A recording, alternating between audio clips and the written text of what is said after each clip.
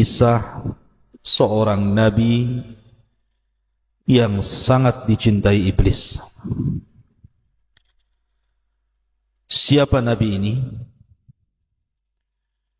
Bagaimana riwayatnya? Kenapa pula iblis suka dengan seorang nabi? Padahal iblis adalah musuhnya para nabi. Ma'asyiral muslimin yang dimuliakan Allah Subhanahu wa taala, sebagaimana yang sering kita dengar bahwa iblis adalah makhluk yang terlaknat yang Allah Subhanahu wa taala ciptakan sebelum Allah menciptakan manusia, bahkan menempati bumi sebelum manusia menempati bumi.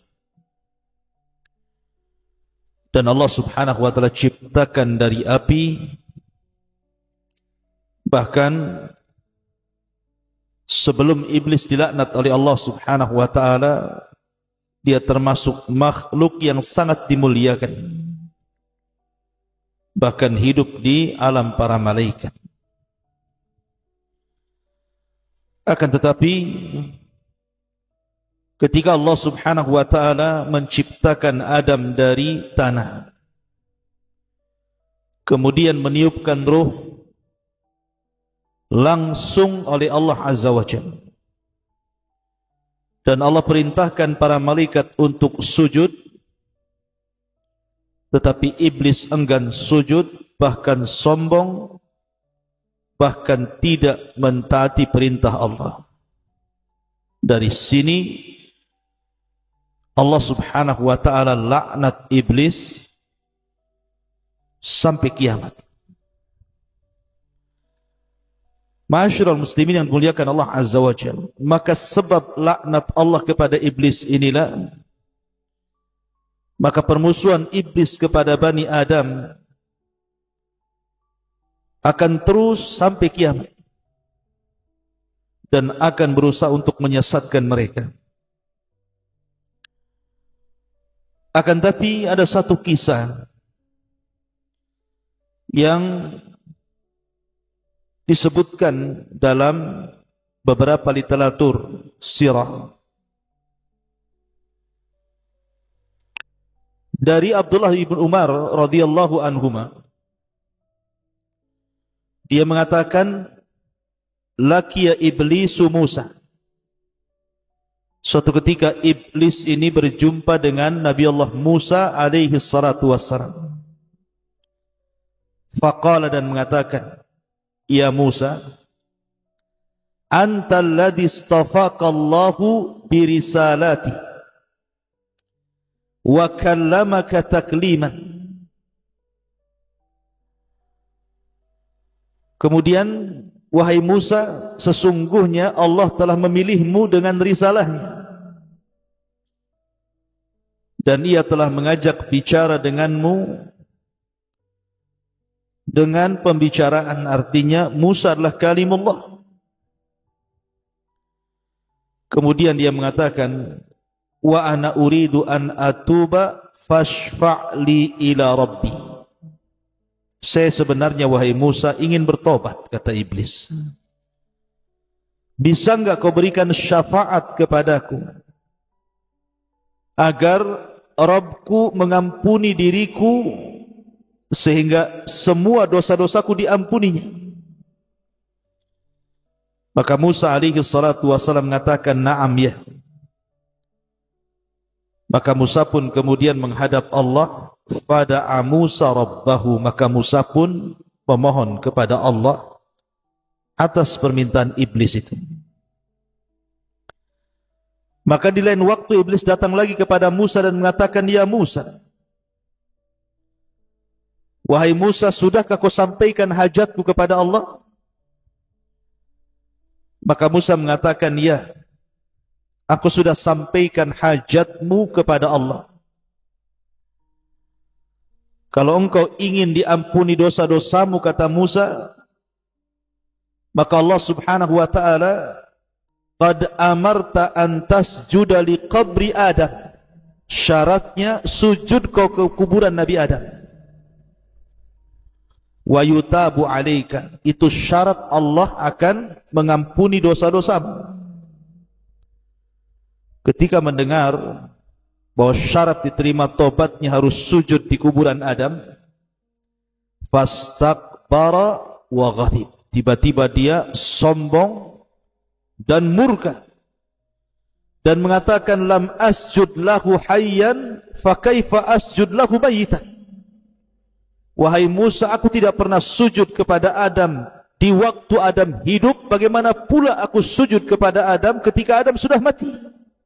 Mustahil bagiku. Kemudian iblis mengatakan, ya Musa, innalaka alayya haqqan bima syafa'ta li ila rabbik. Wahai Musa, sekarang aku memiliki hutang kebaikan kepadamu, hutang budi kepadamu, karena engkau sudah berusaha untuk menjembataniku untuk bertobat kepada Rabbmu. Fadkurni, maka ingatlah aku, kata Musa, kata iblis, inda thalathin, pada 3 perkara. Ingat aku pada 3 perkara, dan aku akan berusaha untuk menghancurkannya. Pertama, udhkurni hina taghdab. Ingat aku, wahai Musa, ketika engkau murka, ketika engkau marah. Fa inni ajri minka majraddah, sesungguhnya aku berjalan di jalan darahmu. Sesungguhnya aku berjalan di jalan darahmu.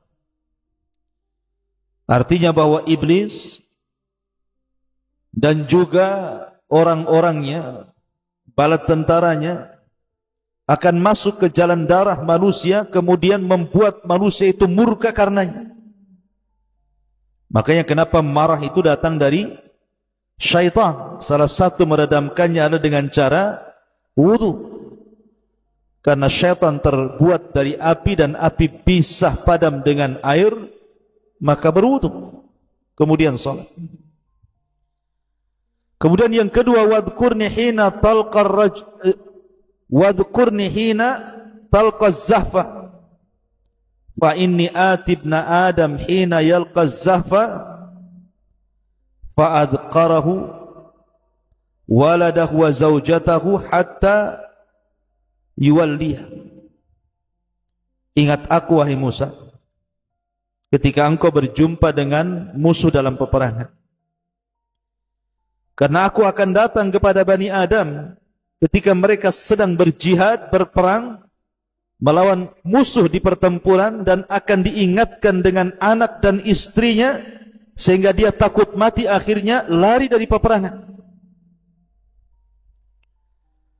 Kemudian yang terakhir, wa iyyaka an tujalisa imra'atan laysat bidzati mahramin fa inni rasuluha ilaik wa rasuluka ilaiha. Dan ingatlah diriku, wahai Musa, bahwa hati-hati, tidak boleh engkau berdiam diri dengan seorang wanita yang bukan mahramnya, karena sesungguhnya aku adalah utusan yang akan menggoda dirimu dan menggoda si wanita itu. Maka kata syaitan, kata iblis, ingatlah 3 perkara ini. Bani Adam akan hancur kalau mereka tidak ingat bahwa itu perbuatan iblis. Riwayat ini disebutkan oleh Al-Imam Ibnul Asakir dengan sanadnya dalam Tarikh Dimaski, dan juga Imam Ghazali dalam kitab Ihya Ulumuddin, dan juga Ibnul Jauzi dalam kitabnya Talbis Iblis, dan beberapa juga para ulama mencantumkan dalam kitab-kitab mereka. Ma'asyiral muslimin yang dimuliakan Allah Subhanahu wa ta'ala, termasuk juga Al-Imam As-Suyuti mencantumkan dalam tafsirnya ketika memberikan catatan kepada surah Al-Baqarah 31 sampai 33. Wa 'allama Adama al-asma'a kullaha thumma aradahum 'alal malaikati faqala anbi'uni bi asma'i haula'i in kuntum shadiqin. Qalu subhanaka la ilma lana illa ma 'allamtana innaka antal alimul hakim. Qala ya Adamu anbi'hum bi asma'ihim falamma anba'ahum bi asma'ihim qala alam aqul lakum inni a'lamu ghaibas samawati wal ardi wa a'lamu ma tubduna wa ma kuntum taktumun. Dan Allah telah mengajarkan seluruh nama-nama kepada Adam. Kemudian ditampakkan kepada para malaikat. Kemudian dikatakan, beritahu diriku nama-nama mereka jika kalian adalah orang-orang yang benar. Maka para malaikat mengatakan, Maha suci engkau, tidak ada pengetahuan bagi kami kecuali apa yang kau ajarkan kepada kami. Engkau zat yang maha mengetahui lagi maha bijaksana. Maka Allah firmankan, wahai Adam, beritahu mereka para malaikat dengan nama-nama mereka. Maka tatkala Adam beritahu mereka, para malaikat dengan nama-nama mereka, maka Allah subhanahu wa ta'ala katakan, bukankah sudah kukatakan kepada kalian, sesungguhnya aku mengetahui kegaiban langit dan bumi, dan aku mengetahui apa yang tampak dan apa yang kalian sembunyikan. Al-Imam Asy-Syuyuti dalam kitab Ad-Durar Nuthur, ketika memberikan catatan kepada ayat ini, beliau membawakan sebuah riwayat daripada Imam Ibnu Akhrajahu Ibnu Abi Dunya, dikeluarkan oleh Ibnu Abi Dunya dalam Makayidus Syaitan dari Abdullah ibn Umar radhiyallahu anhuma. Riwayat yang kurang lebih dengan riwayat yang saya baca di atas. Jadi iblis itu suka dengan Nabi Musa alaihi salatu wassalam. Karena Musa itu memang nabi yang dekat dengan Allah Azza wa Jalla dan suka berdialog. Maka disematkan kepada Musa kalimat Kalimur Rahman. Nabi yang suka berdialog dengan Allah. Karena di antara 25 nabi dan rasul yang dikenal dengan Kalimur Rahman itu 3. Pertama Adam, yang kedua Rasul kita Muhammad sallallahu alaihi wasallam, dan yang ketiga Musa alaihi salatu wassalam. Adam ketika di sorga, Rasul ketika di Sidratil Muntaha, dan Nabi Musa ketika di Bukit Saina. Tetapi yang banyak berdialog dengan Allah Azza wa Jalla secara langsung tanpa perantara adalah Musa. Sehingga apapun yang dipesankan iblis kepada Musa, Musa bisa menyampaikan kepada Allah Subhanahu wa ta'ala. Makanya dia berjumpa, iblis suka dengan Nabi Musa dan mengatakan, ya Musa antal ladzi istafaqallahu birisalatihi wa kallamaka taklima. Wahai Musa, engkau rasul yang Allah pilih dan engkau rasul yang suka berdialog dengan Allah Subhanahu wa ta'ala.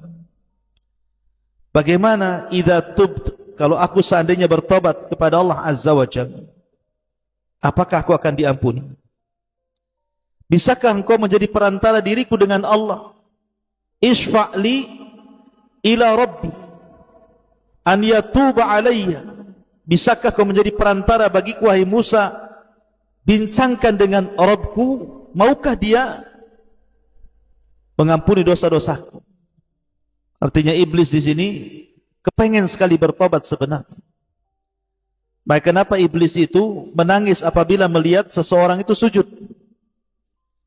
Dan dia pun mengatakan, Allah perintahkan aku untuk sujud, aku pun tidak sujud, sementara hamba ini perintahkan sujud, dia sujud. Makanya suatu saat di masa Nabi Musa, iblis ini ingin bertobat kepada Allah Azza wa Jalla.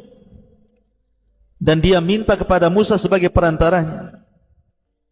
Maka Musa pun fada'a Musa Rabbah, meminta dan berdoa kepada Allah Subhanahu wa ta'ala, menyampaikan permohonan iblis itu. Kemudian setelah Musa menyampaikan keinginan iblis, maka iblis datang kepada Musa, ya Musa qad qadaita hajataka. Wahai Musa, sudahkah engkau melaksanakan hajatmu? Kemudian falaqiya Musa iblis. Maka Musa pun berjumpa dengan iblis dan mengatakan, ya iblis, qad amarta an tasjuda li qabri Adam wa yutabu alaika. Aku sudah sampaikan perkaramu kepada Allah. Allah hanya minta syarat kepadamu, sujud ke kuburan Adam. Nanti Allah akan ampuni dosamu. Maka mendengar disuruh sujud kepada kuburan Adam, ghadib, murka langsung iblis itu. Enggak terima. Maka dia mengatakan, lima asjud lahu hayyan asjudu lahu mayyitan. Kenapa aku harus sujud kepada Adam di waktu dia hidup, sekarang kau pula suruh aku sujud di waktu dia mati? Waktu Adam hidup saja aku enggak mau sujud, sekarang dia sudah mati kau perintahkan aku sujud? Oh tidak, aku tidak mau. Maka iblis mengatakan, ya Musa, annalaka alayya haqqan bima syafa'ta li ila rabbik. Wahai Musa, ada 3 perkara yang harus kamu ketahui sebagai imbalan bahwa engkau sudah berusaha untuk menjembatani diriku dengan Rabbku. Maka kemudian iblis pun menyebutkan 3 perkara tadi yang saya ulang. Pertama, ingat iblis ketika marah, bahwa marah itu berasal dari syaitan. Yang kedua, mengingatkan soal peperangan, bahwa lari dari peperangan itu adalah perbuatan iblis. Kemudian yang ketiga, seorang laki-laki yang berduaan dengan wanita yang bukan mahram, maka itu pun perbuatan iblis. Makanya Nabi SAW bersabda, la yakhluwanna rajulun bimra'ati illa wa thalithuhuma syaitan. Tidak boleh seorang wanita dan laki-laki berdua-duaan dan dua-duanya bukan mahram kecuali yang ketiganya syaitan. Ma'asyiral muslimin yang dimuliakan Allah Azza wa Jalla. Inilah 2 riwayat yang disebutkan para ulama bahwa iblis itu menyukai Musa karena memang Musa bisa menjembatani dia dengan Allah Subhanahu wa ta'ala. Tapi ketika Allah sudah berikan putusan, dia bisa menerima tobat iblis dengan syarat menghilangkan kesombongannya untuk sujud kepada Adam, tetapi kesombongannya tidak mau hilang.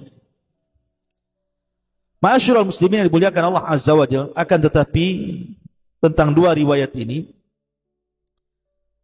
Syekh Albani rahimahullahu ta'ala menganggap bahwa 2 riwayat ini lemah.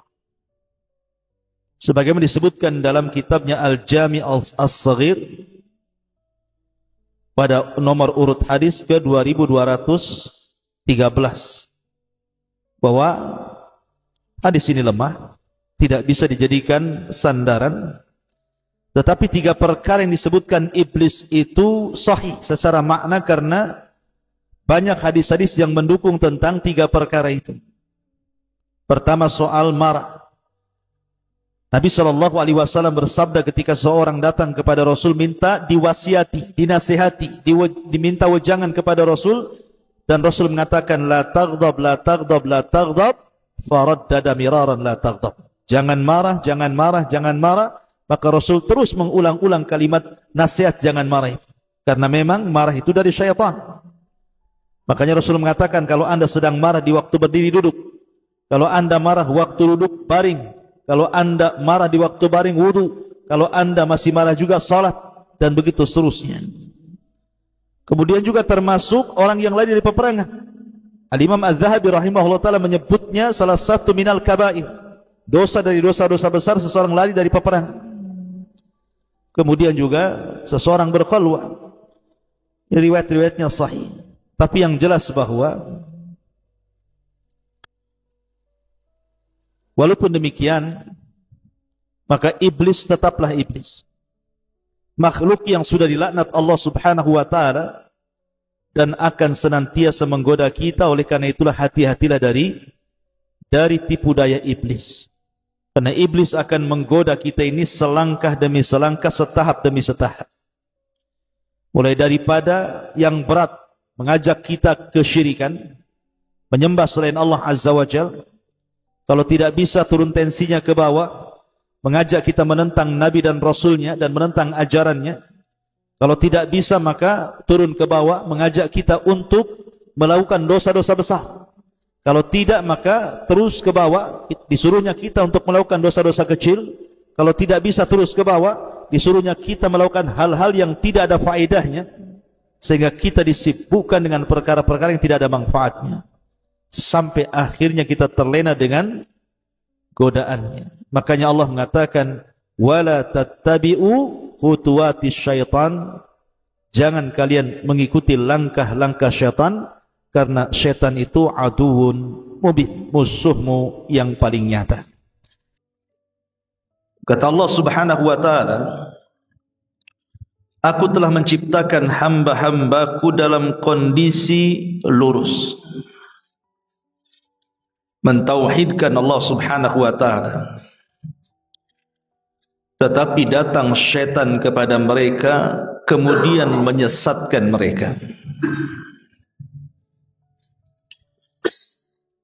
Bahkan dalam sebuah hadis dari Abi Sa'id Al-Khudri radhiyallahu an dengan sanad yang hasan, Iblis pernah mengatakan, ya Rabbi, bi'izzatika la abrahu aghwi ibadaka ma damat arwahuhum fi ajsadihim. Ya Rabb, demi kemuliaan, saya akan terus menyesatkan hamba-hambaku, hamba-hambamu selama ruh-ruh mereka berada di jasad-jasad mereka. Jadi iblis bersumpah di hadapan Allah Subhanahu wa ta'ala, selama ruh manusia itu ada di jasad-jasad mereka, maka selama itu juga iblis akan menggoda mereka. Dan itu juga digambarkan di dalam surah Sad ayat 82. Qala fa bi izzatika la ughwiyannahum ajmain. Maka syaitan berkata, demi kemuliaanmu ya Rabb, sungguh aku akan menyesatkan mereka semuanya.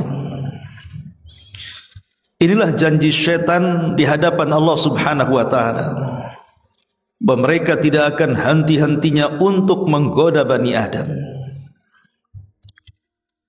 Dan sunnatullah, rupanya orang-orang yang mengikuti ajakan syaitan itu jauh lebih banyak dibandingkan yang justru mengingkari ajakan itu.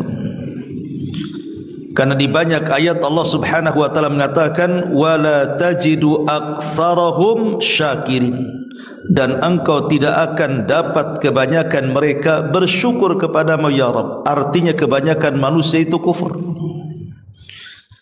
Berarti janji iblis di hadapan Allah itu menjadi sebuah kenyataan dan keberhasilan bagi iblis.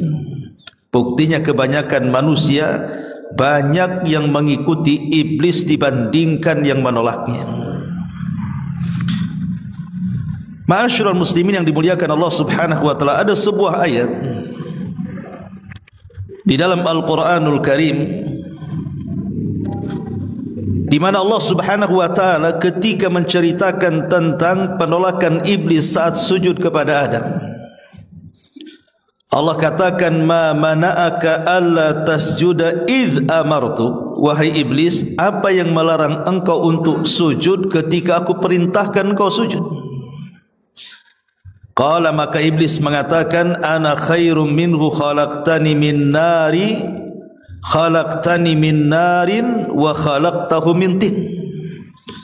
Kata iblis, karena aku lebih baik dibandingkan Adam, kau ciptakan aku dari api sementara kau ciptakan Adam dari tanah. Kenapa iblis mengatakan seperti itu?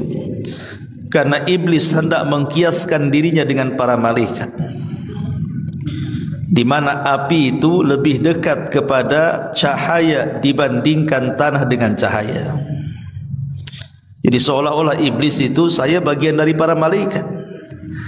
Kau ciptakan Adam dari tanah, akulah kau ciptakan dari api. Api dengan cahaya itu mirip-mirip, tapi tanah dengan cahaya kan jauh, tidak ada mirip-miripnya. Padahal kalau kita berlogika, Okeylah engkau mengatakan bahawa engkau lebih mirip dengan para malaikat. Lah malaikat yang tercipta dari cahaya saja mereka sujud, kau pula yang tercipta dari api tak mau sujud. Kan begitu logikanya. Tapi itulah iblis, hendak membangkang perintah Allah Subhanahu wa taala. Makanya Allah Subhanahu wa taala akhirnya mengusir iblis dan mengatakan, qala fahbit minha fama yakunu laka an tatakabbara fiha fakhruj innaka minas saghirin. Allah berfirman, turunlah engkau dari sorga, engkau tidak layak sombong, maka keluarlah karena engkau termasuk makhluk yang dihinakan, kata Allah. Maka iblis mengatakan, qala anzirni ila yaumi yub'atsun. Ya Allah, kalau begitu tangguhkan umurku sampai hari kau bangkitkan kiamat. Maka Allah mengatakan, innaka minal munzarin. Ya, engkau termasuk orang yang ditangguhkan. Dari sini iblis mulai bersumpah di hadapan Allah. Apa sumpahnya? Qala fabima aghwaytani la aqudanna lahum siratakal mustaqim thumma la'atiyannahum min bayni aydihim wa min khalfihim wa an aymanihim wa an syama'ilihim wa la tajidu aktsarahum syakirin.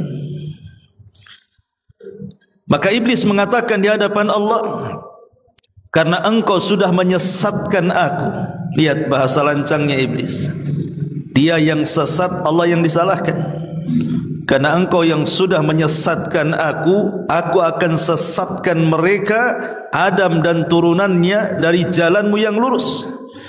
Kemudian aku akan datang kepada mereka dari arah depan mereka, dari arah belakang mereka, dari samping kanan mereka, dari samping kiri mereka, dan engkau tidak akan mendapatkan kebanyakan mereka bersyukur kepadamu. Surah Al-A'raf ayat 12 sampai 15. Perhatikan ayat ini. Ma'asyiral muslimin yang dimuliakan Allah Subhanahu wa taala, ayat ini menjelaskan kepada kita tentang upaya iblis dan bala tentaranya untuk menggoda Bani Adam dari 4 arah angin, dari depan, dari belakang, dari samping kanan dan samping kiri. Itulah iblis berusaha untuk menggoda kita dari semua arah.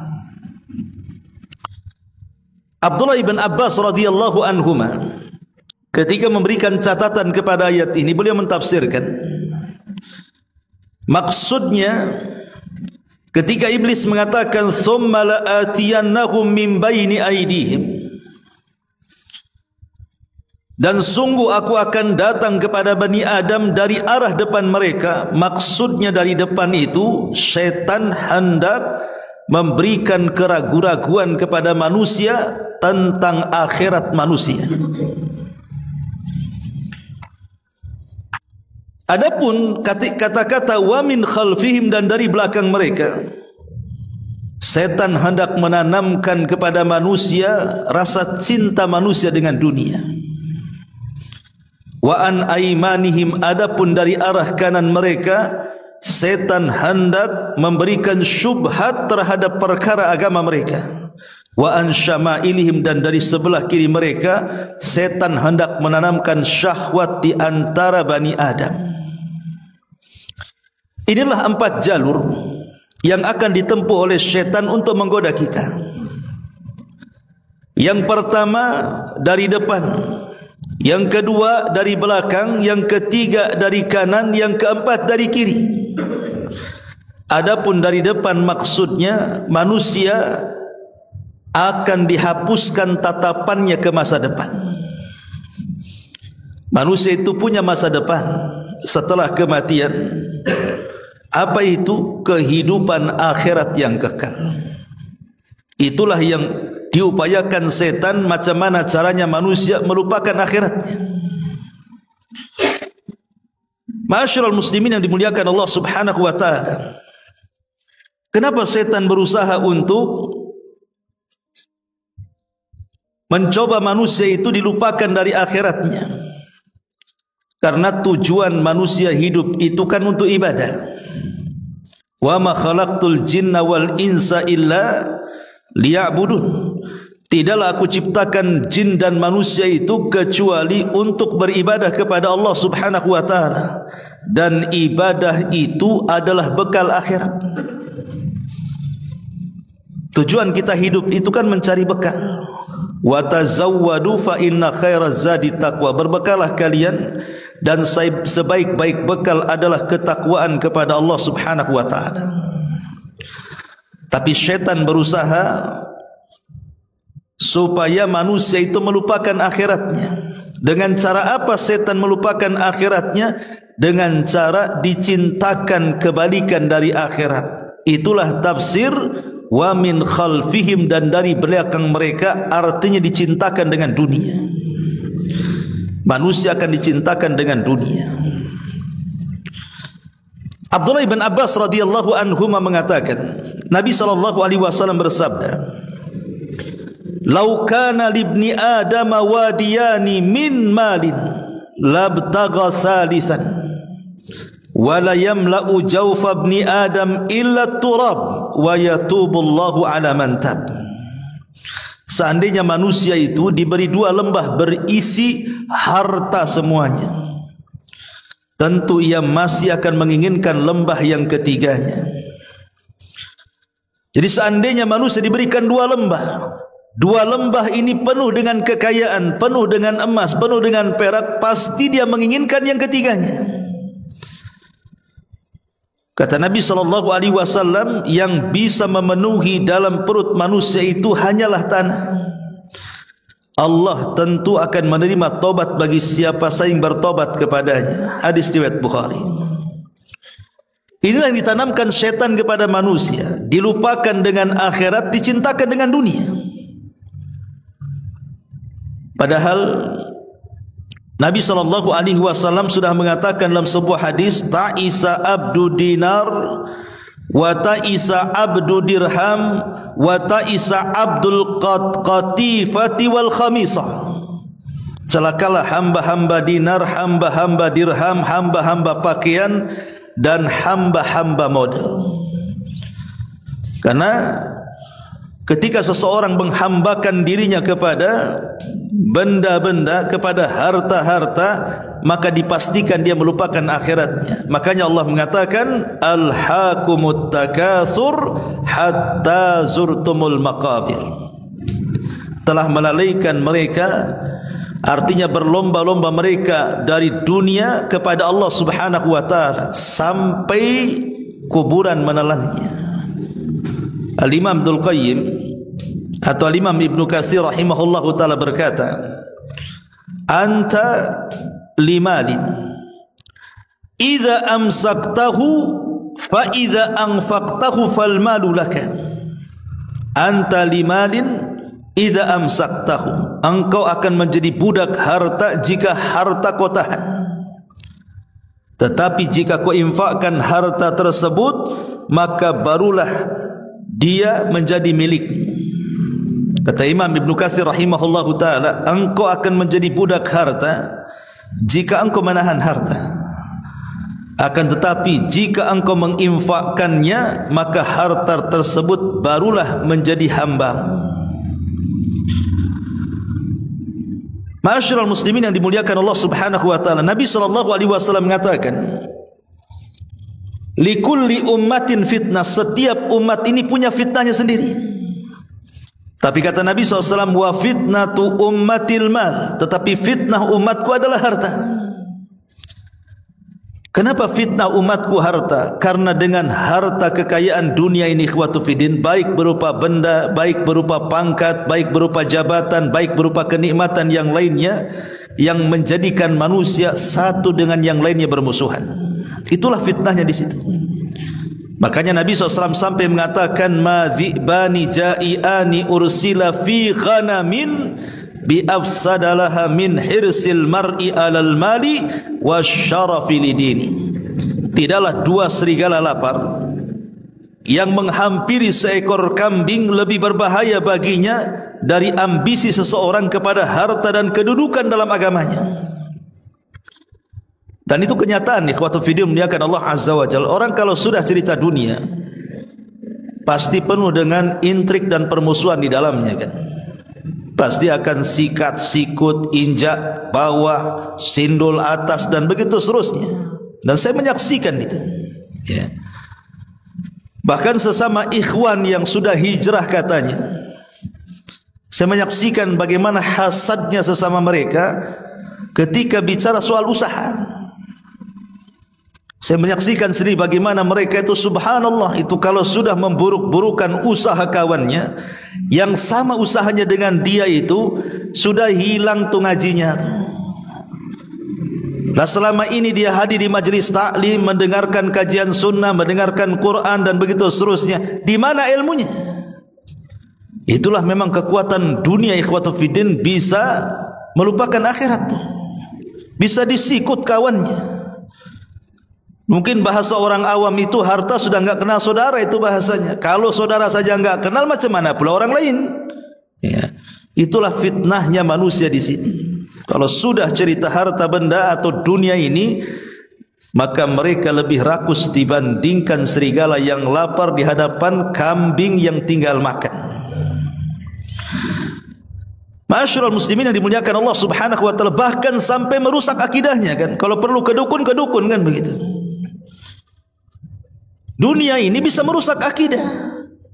Terkadang mereka tanggalkan akidah mereka, akhirnya percaya dengan tangkal-tangkal, dengan jimat-jimat, dengan dukun ini dan itu.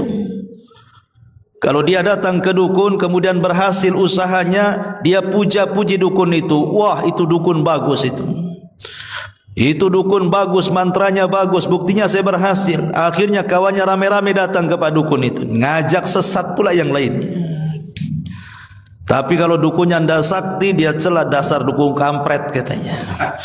Itu dukun palsu, itu ndak jelas itu. Ya. Jadi kehidupan dunia ini bisa ditanggalkan semuanya. Akidah hilang, perkawanan hilang, semua jadi hilang. Itulah yang dikehendaki setan.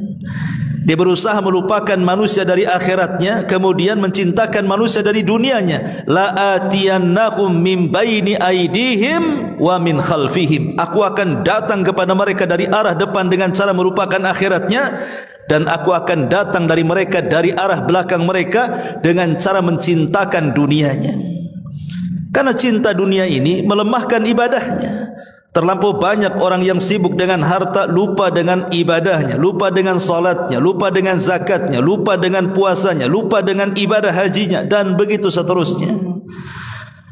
Ma'asyiral muslimin yang dimuliakan Allah Azza wa Jalla, ini dua arah yang disebutkan dalam Quran itu. Kemudian dua arah yang lainnya, wa an aimanihim wa an syama'ilihim. Kalau tidak bisa dari arah depan dengan melupakan dari akhiratnya, maka berusaha dari arah belakang dengan mencintakan dengan dunianya. Kalau tidak bisa, maka dari arah sebelah kanannya.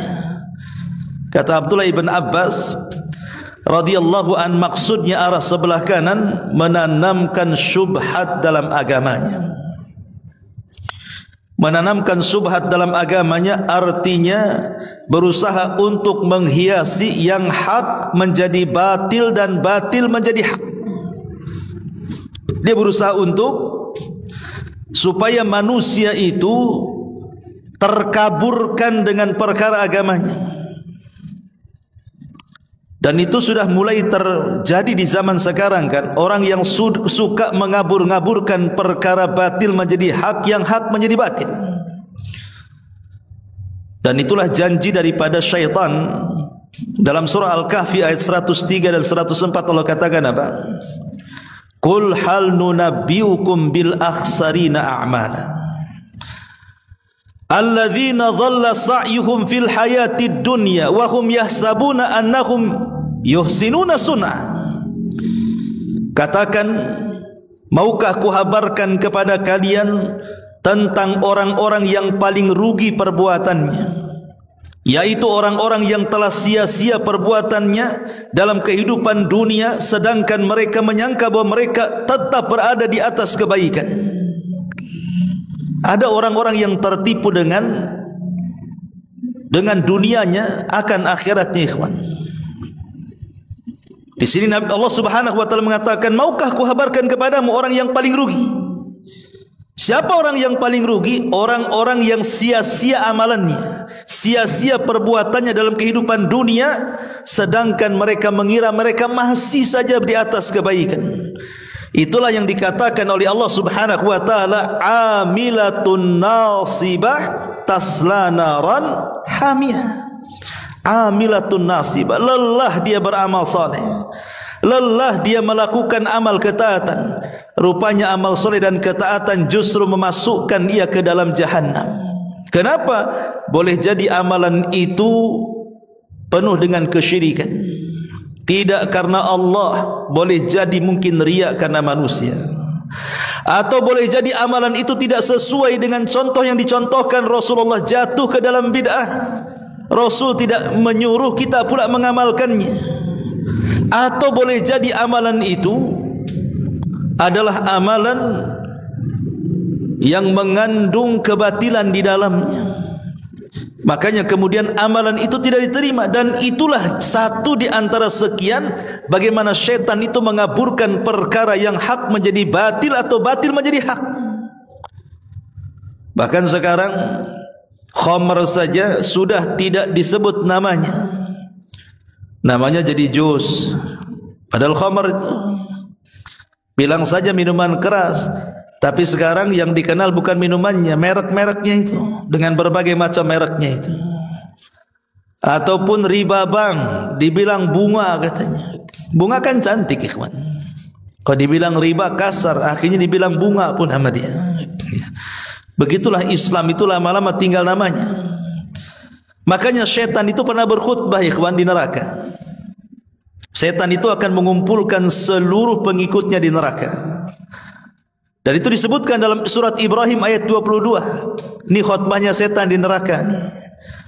Wa qala asy-syaitanu lamma qudiyal amru innallaha wa'adakum wa'dal haqq wa wa'adtukum fa akhlaftukum wa ma kana li 'alaikum min sultanin illa anda autukum fastajabtum li fala talumuni walumu anfusakum ma ana bimusrikhikum wa ma antum bimusrikhi inni kafartu bima asyraktumuni min qablu innadh zalimina lahum adzabun alim.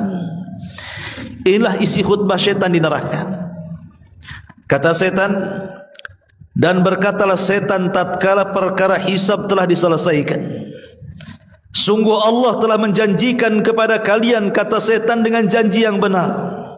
Dan aku pun telah menjanjikan kepada kalian, tetapi aku menyalahi janjiku untuk kalian. Kata setan, sebagaimana Allah menjanjikan sesuatu yang benar kepada kalian, aku pun sama menjanjikan kepada kalian, tapi janjiku tidak benar. Dan aku menyalahi janjiku. Dan aku pun telah menjanjikan kepadamu, tapi aku menyalahinya. Sekali-kali tidak akan ada kekuatan bagiku terhadap diri kalian, melainkan sekedar aku menyeru kalian, tiba-tiba kalian patuh denganku. Oleh sebab itu janganlah kalian mencaci maki aku, tapi cacilah diri kalian. Aku sekali-kali tidak dapat menolong kalian, sebagaimana kalian juga tidak bisa menolongku hari ini. Sesungguhnya aku tidak membenarkan perbuatanmu mempersekutukan aku dengan Allah sejak dulu. Sungguh orang-orang zalim itu telah mendapatkan siksa yang pedih. Lihat, setan mengakui di hadapan pengikutnya yang masuk neraka, sebagaimana Allah sudah menjanjikan dengan janji yang benar, aku pun sama akan menjanjikan sesuatu kepada kalian, tapi janjiku tidak benar. Tapi kenapa kalian mengikuti aku, kata setan. Ma'asyiral muslimin wal muslimat rahimakumullah. Jadi maksudnya setan akan menggoda manusia dari arah kanan itu, setan akan membuat syubhat. Sebagaimana syubhat ini sudah dilancarkan setan kepada abina, bapak kita Adam di sorga. Bagaimana caranya? Setan memberikan was-was kepada bapak kita Adam. Ketika Allah Subhanahu wa taala mengatakan, wahai Adam, nikmatilah seluruh nikmat yang ada di sorga, Makanan yang ada di sorga makan, minuman yang ada di sorga minum, buah-buahan yang ada di sorga nikmati. Tapi tolong jangan dekat satu pohon ini. Wala taqraba hadhihi syajarata fatakuna minadh zalimin. Sebab kalau engkau dekat dengan pohon ini, apalagi kau makan buahnya, kau termasuk orang zalim, wahai Adam. Bayangkan jumlah buah-buahan di sorga itu tidak terhitung. Jumlah kenikmatan di sorga itu tidak terhitung. Nikmat yang belum pernah dilihat mata, didengar telinga, terlintas dalam otak manusia pun tidak. Tapi dasar umumnya manusia, ikhwan, terkadang kalau ada larangan itu membuat penasaran kenapa dilarang. Pamannya antum makan ini, ada 100 jenis lauk pauk dijejerkan di depan meja antum. Rupanya ada lauk satu berada di pojok, yang itu jangan kau makan ya. Tentu orang penasaran, kenapa yang ini bisa dimakan, kenapa itu pula tak boleh dimakan. Akhirnya mulai dekat, apa sih lauk yang tak boleh dimakan itu? Kan itu manusia begitu. Dia suka penasaran tuh kalau yang dilarang itu. Lah itulah Adam alaihi salatu wasalam penasaran, kenapa dilarang? Mulailah Adam dekat-dekat dengan pohon itu, ditengoknya lah pohon itu. Kenapa Allah larang tidak boleh makan buah ini? Disitulah setan masuk, memberikan was-was, memberikan alasan, kemudian bersumpah seolah-olah sumpahnya itu meyakinkan kepada Adam kenapa pohon itu tidak boleh dimakan. Kata iblis, illa antakuna malakaini au takuna minal khalidin. Kenapa Allah subhanahu wa ta'ala melarang memakan buah itu, wahai Adam? Karena kalau kau makan, kau jadi malaikat nantinya, atau engkau akan kekal di sorga nantinya. Oh, maksudnya itu, kata Adam. Kenapa Adam percaya dengan iblis? Padahal iblis ini sedang berbual. Karena iblis membumbui bualannya dengan sumpah. Wa qasamahuma inni lakuma laminan nasihin. Aku bersumpah untuk kalian berdua, kata iblis, saya ini orang yang akan memberikan nasihat. Karena biasanya dusta itu akan jadi benar kalau dibumbui dengan sumpah tuh biasanya. Lihat orang pasar itu, yang suka sumpah-sumpah itu, dikit-dikit wallahi katanya. Aneh, atau ya biasanya yang banyak sumpah wallahi wallahi itu kan orang pasar tuh. Wallahi katanya, ini sudah murah katanya, padahal mahal kan itu. Wallahi dari sana saja saya enggak dapat untungnya, pada banyak untungnya tuh. Nah itu kan orang-orang kayak gini nih, hati-hati ya. Itulah iblis namanya. Dia membumbui sumpah untuk kebualannya. Ya Adam berpikir ini alam para malaikat, ini alam sorga. Tidak mungkin ada orang makhluk bersumpah untuk kedustaan. Dan sebelumnya tidak ada orang bersumpah untuk kedustaan. Ya yakin saja kemudian Adam dengan bujuk rayu iblis itu, akhirnya dia memakan buah larangan. Lihat bagaimana setan itu menghiasi yang hak menjadi batil, yang batil menjadi hak. Begitulah setan berusaha untuk menggoda Bani Adam dari sebelah kanannya, kemudian yang terakhir dari sebelah kirinya. Kata para ulama, seperti Abdullah bin Abbas mengatakan, maksudnya selain daripada syubhat, maka setan akan menggoda manusia dari arah syahwat. Dari arah syahwat. Ma'asyiral muslimin yang dimuliakan Allah subhanahu wa ta'ala, makanya Allah subhanahu wa ta'ala berfirman di banyak ayatnya dalam Al-Quran, bagaimana syaitan ini berusaha untuk mengajak manusia supaya mengikuti syahwatnya. Allah berfirman di dalam Al-Quranul Karim, Zaharal fasadu fil barri wal bahri bima kasabat aydin nas liyudhikahum ba'dalladhi amilu la'allakum yarji'un. Ar-Rum ayat 41, Allah mengatakan tampaknya kerusakan di lautan dan di daratan itu karena ulah tangan manusia. Begini ikhwatu fiddin, muliakan Allah subhanahu wa ta'ala, manusia di zaman sekarang lebih didekatkan dengan syahwat-syahwat yang tidak sadar manusia itu sedang terlena dengan syahwat itu. Contoh kecil adalah handphone lah yang ada di tangan kita. Handphone yang ada di tangan kita ini bagian alat untuk mengumbar syahwat, ikhwan. Dan lihat dampak orang yang mengikuti syahwat handphone ini. Coba, dulu belum ada handphone. Orang itu kan suka ngobrol, ikhwan.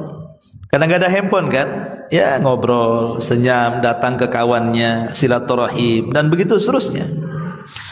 Sekarang adanya handphone dan ada lagi tuh. Cukup WA saja. Itu pun seperlunya. Kadang-kadang salah kata tersinggung. Ingat pertama muncul WA gara-gara dikeluarkan dari grup, sakit hatinya sampai kiamat. Ya kan? Kan zaman dulu kan gara-gara handphone tuh. Dikeluarkan dari grup Facebook saja sakit hatinya itu 7 turunan tuh. Tapi sekarang udah biasa, dikeluarkan nggak apa-apa, gabung dengan ke grup lain kan itu. Ya.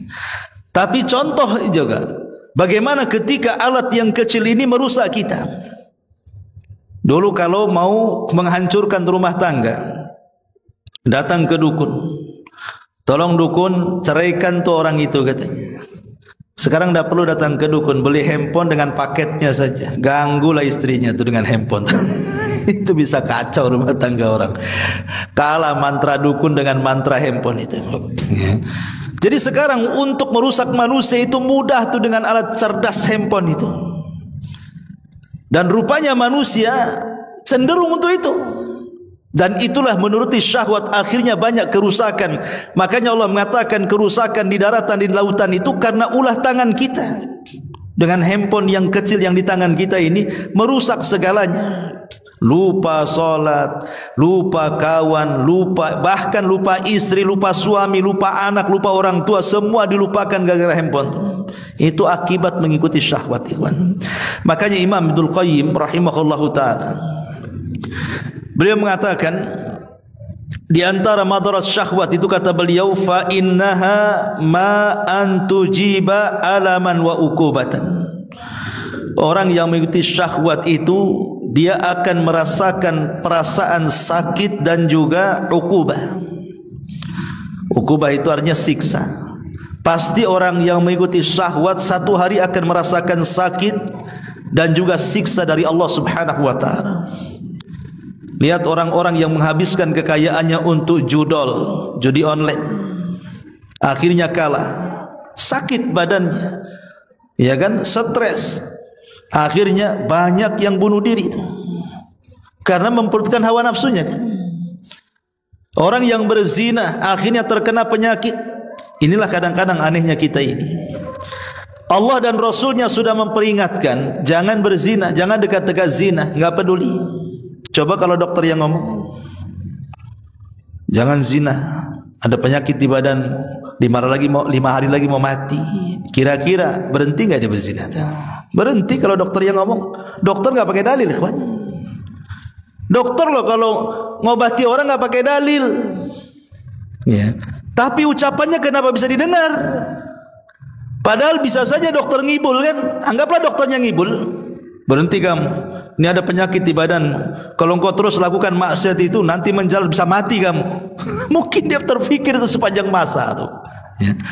Tapi kenapa kalau yang ngomong Allah, yang Rasulnya tidak didengar? Padahal sesuatu yang diperintahkan Allah itu pasti ada kebaikannya, sesuatu yang dilarang itu pasti ada madaratnya tuh. Ini yang pertama. Yang kedua, mengikuti hawa nafsu, kata Imam Ibnul Qayyim rahimahullahu ta'ala, imma an taqta'a ladzata akbar minha. Terkadang mengikuti hawa nafsu itu hakikatnya dia telah memutuskan kelezatan yang lebih besar dibandingkan kelezatan yang ia sedang nikmati.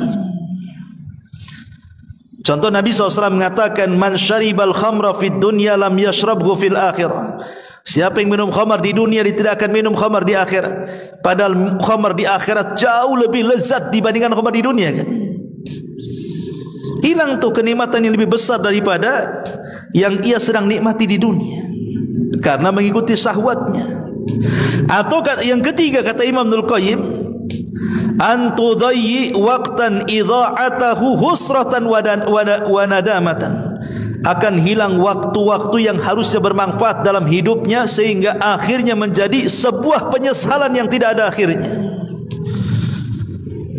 Orang kalau memperturutkan hawa nafsunya, ikhwatu fiddin, satu hari dia nongkrong di hadapan handphone, di hadapan televisi, di hadapan alat-alat elektronik yang lainnya. Satu hari dia di situ, yang harusnya satu hari itu dia dapat manfaatkan, entah dunia entah akhiratnya, enggak dapat apa-apa jadinya. Di dunia rugi, di akhirat juga rugi.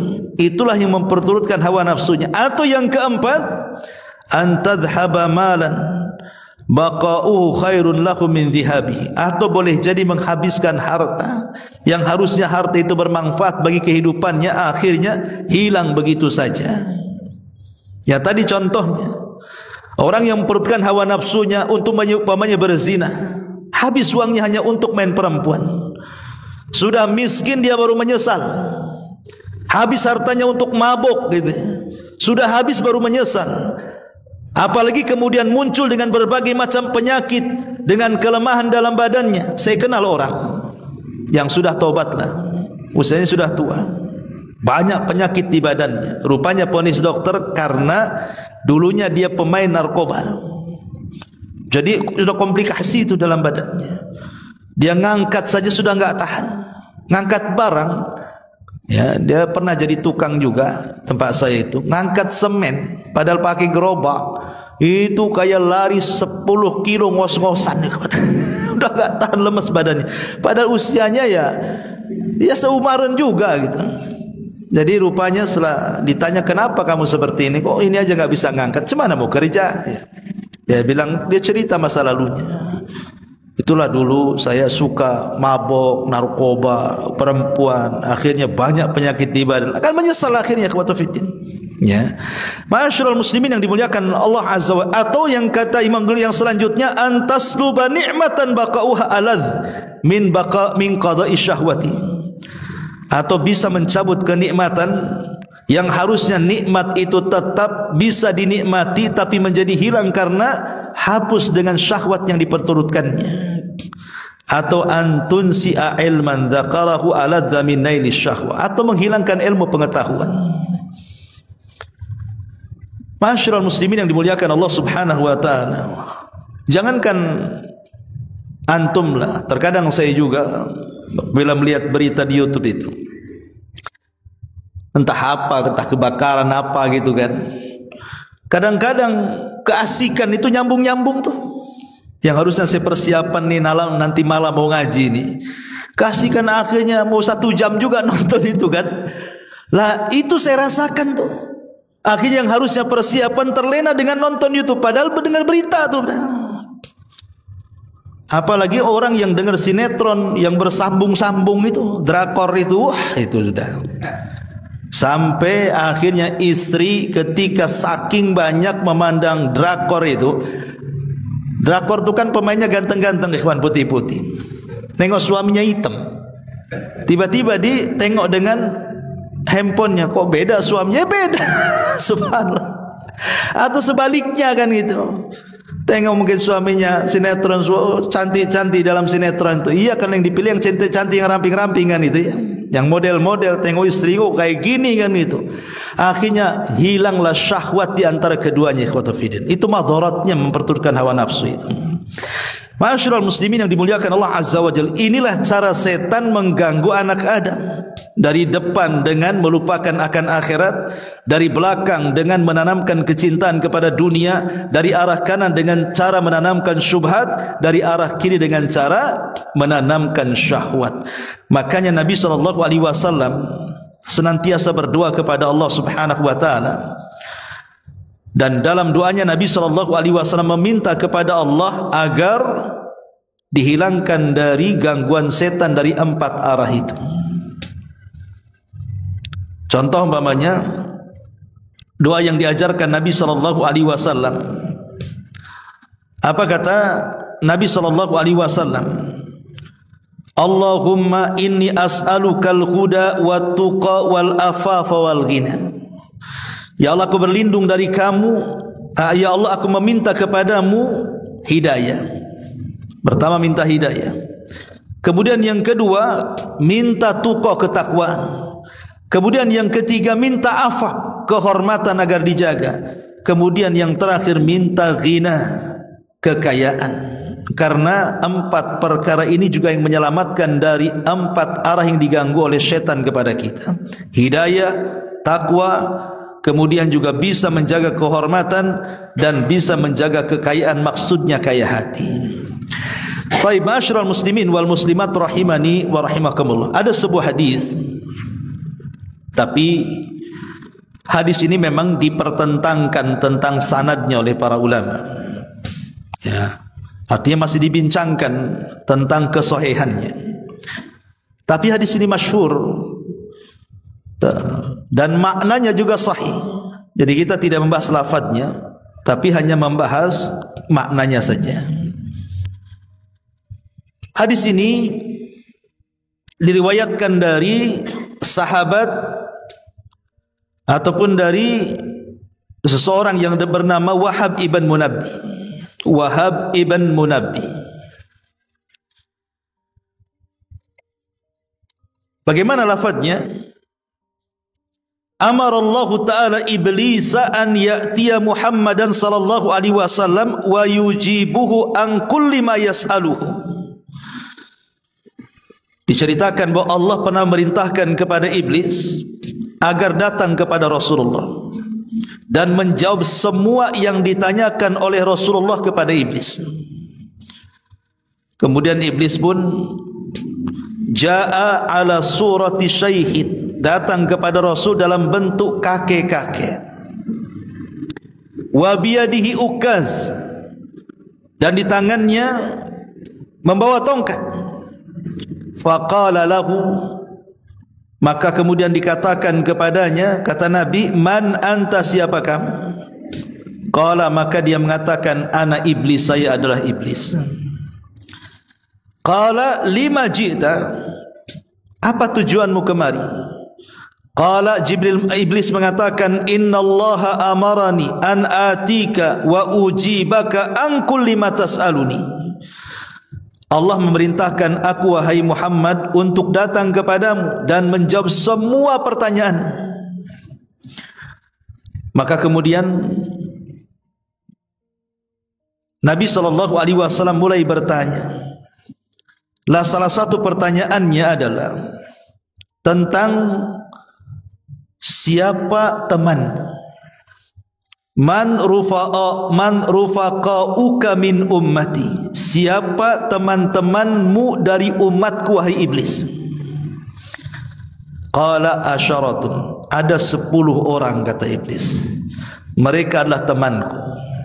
Jadi iblis mengatakan 10 orang ini temanku di dunia.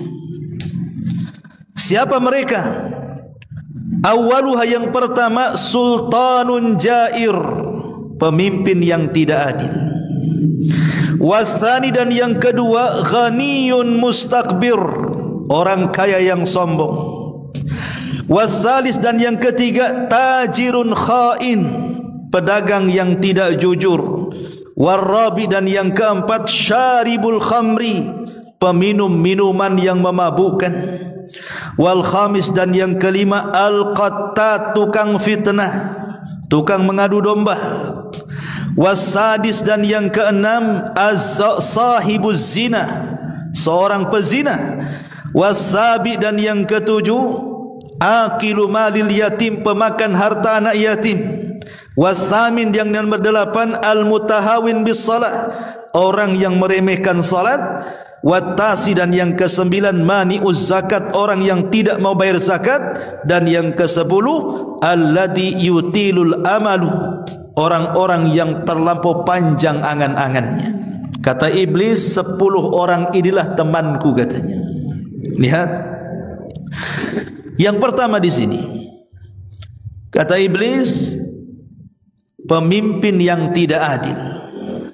Sultanun jair, pemimpin yang jahat, pemimpin yang zalim. Ma'asyiral muslimin yang dimuliakan Allah Subhanahu wa taala, para pemimpin-pemimpin yang tidak adil, atau istilah pemimpin-pemimpin yang zalim, kenapa dikatakan atau oleh syaitan dikatakan bahwa ini adalah teman dia di dunia? Karena kita tahu Allah itu suka dengan keadilan dan Allah itu tidak suka dengan kezaliman. Tapi iblis sebaliknya suka dengan kezaliman dan tidak suka dengan keadilan. Makanya kemudian iblis akan masuk dalam bab hukum.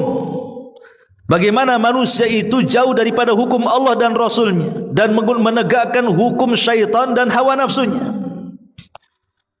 Nabi SAW di zamannya ada seorang wanita dari Bani Mahzum mencuri.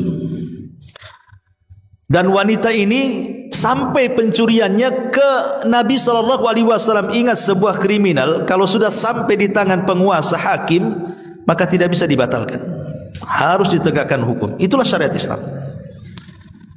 Kalau belum sampai ke hakim bolehlah dia tobat, tapi kalau sudah ditangani hakim maka tidak bisa lagi untuk diberhentikan, harus terus kasusnya diselesaikan.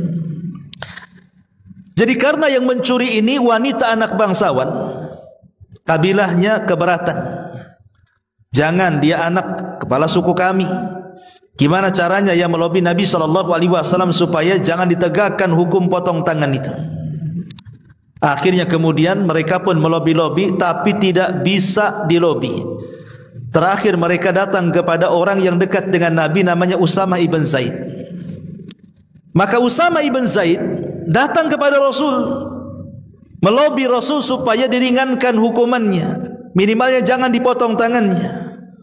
Tapi Nabi malah marah di hadapan Usamah dan mengatakan, atashfa'u fi haddin min hududillah, apakah engkau meminta bantuan dalam perkara had, ketentuan dan keputusan yang Allah sudah putuskan? Tidak bisa. Kemudian Nabi SAW ketika itu berkhutbah di hadapan para sahabat dan mengatakan, innama halakal ladzina min qablikum innahum atau annahum kanu idza saraka fihimus syarif tarakuhu wa idza saraka fihimudh dhaif aqamu alaihi alhaq wa imullah law anna Fatimah binta Muhammadin sarakat laqata'tu yadaha. Maka Rasul berceramah di hadapan para sahabat dan mengatakan, wahai para sahabatku, hancurnya umat sebelum kalian. Kalau ada orang kaya, kalau ada pejabat, mereka mencuri, maka mereka hapuskan hukumannya. Tapi kalau orang lemah yang mencuri, maka mereka segerakan penanganan hukumnya. Itulah yang bahasa yang kita sering mendengar, tajam ke bawah, tumpul ke atas. Kalau yang mencuri itu orang-orang lemah, lapor ke polisi. Ya, kadang-kadang ada oknum polisi itu yang tidak mau menangani kan, nggak ada duitnya katanya. Coba kalau pejabat yang melapor belum 24 jam sudah ditangani, sudah ketangkap pula pelakunya tuh. Itu yang terjadi hukum di negara kita dan negara-negara yang lainnya kan. Lah setan itu suka dengan seperti ini. Dia menyebar ketidakadilan di tengah-tengah masyarakat. Maka siapapun penguasanya, siapapun pemegang hukumnya, mau hakimnya, mau jaksanya, mau siapapun, mau polisinya, mau tentaranya, ketika mereka zalim dan tidak menegakkan keadilan, mereka teman-teman syaitan. Ini yang pertama. Ya. Kemudian yang kedua, orang kaya lagi sombong. Dalam sebuah hadis Nabi SAW mengatakan, salasatun la yukallimuhumullahu yaumal qiyamah wa la yuzakkihim wa la yanzuru ilaihim wa lahum adzabun alim. Kata Rasul, ada 3 kelompok Allah tidak akan bicara dengan mereka pada hari kiamat. Allah tidak akan membersihkan mereka pada hari kiamat. Allah tidak akan memandang mereka pada hari kiamat, dan mereka dihadapkan dengan siksa yang pedih pada hari kiamat. Siapa mereka? Salah satunya adalah syaikhun zanin, orang tua rentak dia berzina, wa malikun kadzab, penguasa yang berdusta, wa ailun mustakbir, orang miskin sombong. Ma'asyiral muslimin yang dimuliakan Allah Subhanahu wa taala, orang kaya sombong itu sudah tercela, bahkan dosa besar sombong itu. Kenapa? Karena sombong itu adalah ridanya Allah. Sombong itu pakaiannya Allah. Kalau kita pakai pakaiannya Allah kepada kita, kebesaran. Karena sombong itu hanya Allah saja yang berhak, kita tidak boleh sombong. Bahkan kita harus kebalikan daripada sifat Allah, dari nama Allah Mutakabir, kita harusnya mutawadi, rendah diri. Lah orang yang kaya sombong itu tidak disukai Allah Subhanahu wa taala. Betapa banyak orang-orang kaya sombong ditenggelamkan seperti Qarun ataupun ditenggelamkan ke dalam dasar lautan seperti Fir'aun dan begitu seterusnya. Lah kalau orang kaya sombong saja Allah tidak suka, apalagi orang miskin sombong, makin tak suka lagi. Sebab orang kaya sombong masihlah ada orang punya alasan wajar dia kaya sombong. Karena ada duitnya, karena ada mobilnya, karena ada rumahnya yang megah. Ini sudah miskin sombong, apa yang mau dibanggakan katanya? Miskin kok sombong pula. Mau sombong gimana? Menyombongkan rumah tak ada rumah, menyombongkan kendaraan tak ada kendaraan, mau menyombongkan dengan uang tak ada uang. Makanya kenapa sama-sama sombong nih, si kaya sombong, si miskin sombong, tapi si miskin sombong lebih besar dosanya dibandingkan si kaya sombong. Gitu ya. Kenapa? Karena si kaya sombong ada penyebabnya. Kekayaan dia lah. Ini sudah miskin sombong loh. Kok bisa orang miskin sombong itu? Nah ini yang kedua, orang kaya sombong. Yang ketiga, pedagang yang tidak jujur. Rasul mengatakan, al-bayyi'ani bil khiyar ma lam yatafarraqa fa in sadaqa wa bayyana burika lahuma fi bai'ihima wa in katama wa kadzaba muhiqat barakatu bai'ihima. Dua orang yang melakukan jual beli boleh melakukan khiyar, pilihan untuk melangsungkan atau membatalkan selama keduanya belum berpisah. Atau beliau bersabda, hingga keduanya berpisah. Apabila keduanya jujur menampakkan dagangannya, maka keduanya diberkahi dalam jual belinya. Namun apabila keduanya menyembunyikan dan berdusta dalam jual belinya, maka akan diangkat keberkahan jual belinya. Ingat bahwa pedagang yang tidak jujur itu mereka tidak akan berkah dagangannya. Walaupun nampak hasilnya banyak, tetapi tidak ada berkahnya, percuma. Kenapa? Karena adanya seperti tidak adanya. Itu barang yang tidak berkah itu seperti itu. Hartanya banyak tapi kok kayak hantu, nggak jelas penggunaannya. Seperti itu harta yang tidak berkah. Kemudian yang nomor 4, peminum khamar. Ingat bahwa khamar itu ummul khaba'is, induk daripada seluruh keburukan. Tidak ada induk keburukan melebihi khamar. Karena khamar ini, dari khamar hilang akal, dari hilang akal dia bisa macam-macam, bisa membunuh orang, bisa mencaci maki orang, bisa memukul orang, bisa mencuri barang orang. Maka yang disebut khamar ini adalah ummul khaba'is, induk dari seluruh keburukan. Ya memang hadisnya sih tidak benar, tidak usah dijadikan pegangan tentang kisah Harut Marut menurut versi Bani Israel. Ya. Jadi Harut Marut menurut versi Bani Israel, ya kita tidak benarkan kisahnya, kita ambil ibrahnya saja. Jadi ketika Allah Subhanahu wa taala menciptakan Adam itu, malaikat protes, "Ya Rabb, kenapa kau menciptakan Adam yang merusak, mengikuti hawa nafsu, menumpahkan darah dan begitu terus anak turunannya? Ya, kenapa enggak utus kami saja ke bumi?" Maka Allah Subhanahu wa taala mengatakan, "Baik, kalau engkau layak di bumi, carikan malaikat yang paling baik di antara kalian." Akhirnya diutus sudah siapa? Harut dan Marut. Itu malaikat terbaik dari semua malaikat. Akhirnya kemudian Allah berikan hawa nafsu di kedua malaikat si Harut Marut ini. Yang tadinya malaikat tidak punya hawa nafsu, diletakkan hawa nafsu di dada malaikat ini. Kemudian diturunkan ke bumi.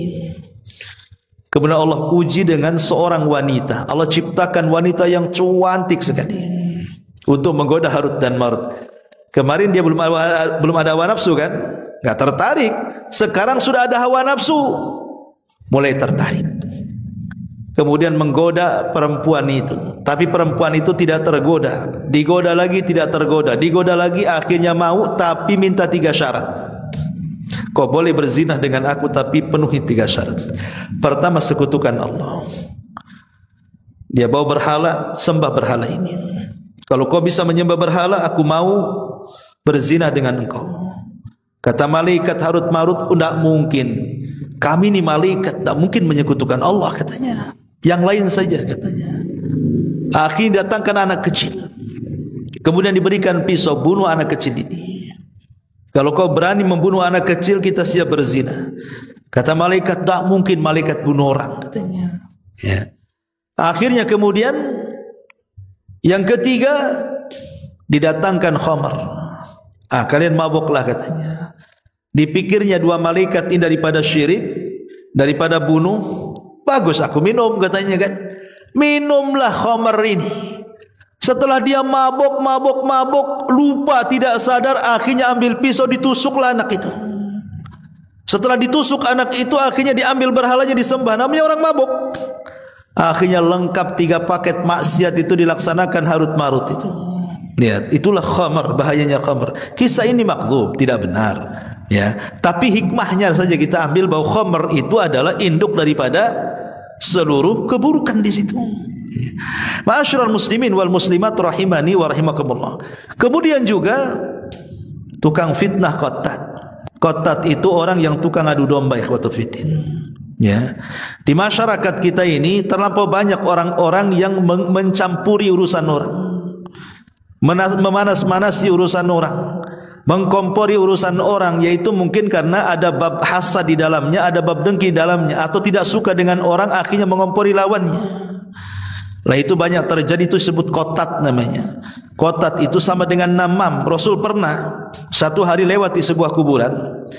Rupanya ada 2 kuburan itu sedang disiksa dan Rasul dengar. Jadi mukjizat hanya Rasul yang tahu. Tiba-tiba Rasul mengambil pelepah kurma kemudian dibelah 2. Kemudian salah satu belahannya diletakkan di atas kuburan satunya dan satunya diletakkan di kuburan satunya. Sahabat bertanya Rasul, kenapa kau lakukan? Maka Nabi SAW supaya sebelum pelepah kurma yang kubelah ini kering, bisalah meredamkan atau meringankan siksanya. Jadi sahabat mengatakan, emang disiksa apa keduanya? Kata Nabi SAW, adapun yang ini, kuburan yang sebelah sini, kata Rasul, itu disiksa gara-gara kalau kencing itu tak beres itu ceboknya tuh. Sama biasa super truk, super bus itu biasanya. Kadang-kadang berhenti di mana, bannya dikencingi, langsung diresleting tanpa dicebok, tanpa diistijmar dengan batu. Ya, kalau malas kan bisa di lap-lapkan ke ban kan bisa juga. Kan gitu. Kan ini kan orang kayak gini udah banyak ini. Lah ini gara-gara ini orang ini diazab kuburnya coba. Yang kedua namam. Ini kuburan satunya ini tukang adu domba nih. Dia jadi kompor itu, bukan 5 gas, 25 gas lagi. Yang buat orang marah, buat orang panas gitu. Lah ini qattat namanya.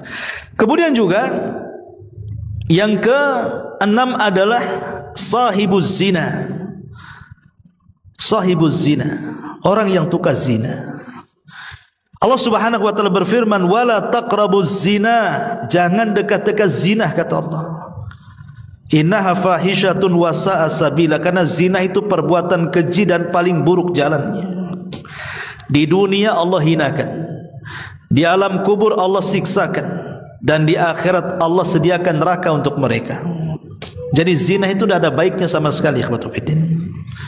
Ingat ketika Nabi SAW dalam peristiwa Isra Mi'raj, kemudian diperlihatkan azab neraka. Nabi SAW melihat ada kuali besar. Kuali besar.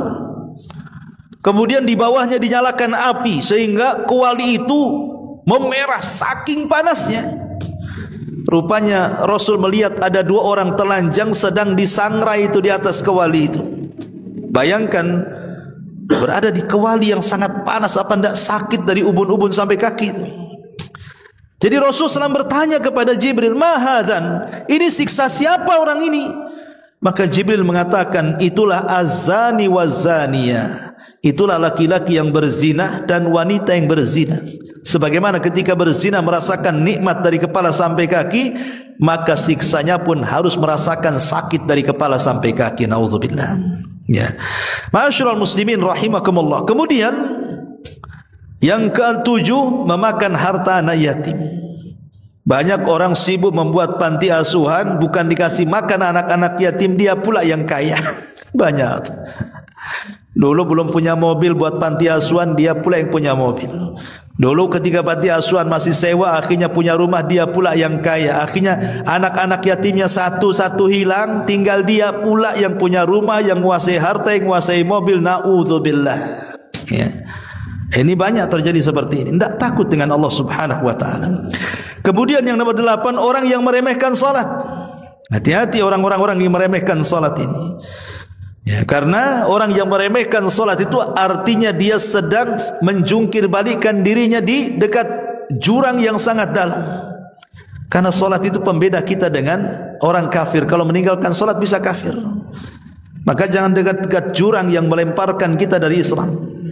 Kemudian yang nomor 9, orang yang tidak mengeluarkan bayar zakat. Dan yang 10, orang yang panjang angan-angannya. Orang yang panjang angan-angannya itulah yang tertipu dengan dunia. Dia tidak sanggup terbang, enggak punya sayap, angan-angannya sampai ke langit. Akhirnya apa? Ingin kaya jadi ngerampok, ingin kaya jadi koruptor, ingin kaya jadi copet dan begitu seterusnya. Itu akibat daripada panjangnya angan-angan. Akhirnya dengan segala cara yang penting dapat jabatan, dapat kaya, dapat orang kaya, sikat sikut, injak bawah, sundul atas, pokoknya dapatlah keinginan dia. Itu akibat daripada tulul amal. Bahkan lihat ucapan para ulama ketika bicara soal tulul amal ini. Contoh umpamanya apa yang dikatakan oleh para ulama. Umar bin Khattab radhiyallahu anhu. Umar Ibn Khattab radhiyallahu anhu mengatakan bahwa tulul amal itu bisa melupakan amal. Tulul amal yunsi al amal. Orang yang panjang angan-angannya akan melupakan banyak amal soleh dalam kehidupannya. Maka lihat orang-orang yang malas itu biasanya yang panjang angan-angannya tuh. Tapi orang yang rajin itu biasanya yang pendek angan-angannya. Oleh karena itulah maka inilah kata iblis bahwa 10 orang ini mereka adalah teman-teman dia di dunia bahkan sampai masuk neraka. Na'udzubillah.